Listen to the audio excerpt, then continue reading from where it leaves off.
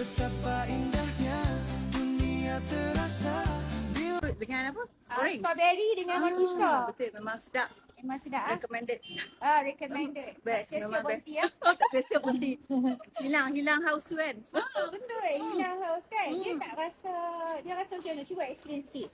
Tak, memang saya suka dia rasa macam masam-masam tu kan. Memang refreshing orang kata kan. Refreshing. Sedap. Alhamdulillah. Sedap. Patut cuba ni Tasha. Kopi Tasha by Tasha. Coffee. Coffee by Tasha. 15 kali. Ni sedap lah rasa apa dia punya coklat tu memang ni. Kau. Kau premier. Kau premier coklat dia rasa ni lain balik. Lain daripada lain.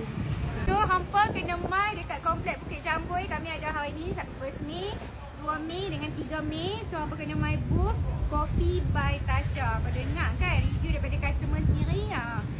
So, datang sini dapatkan ayat-ayat daripada kami. Lepas ni jumpa Tasha, kami akan singgah lah beli yang ni. Nanti jumpa.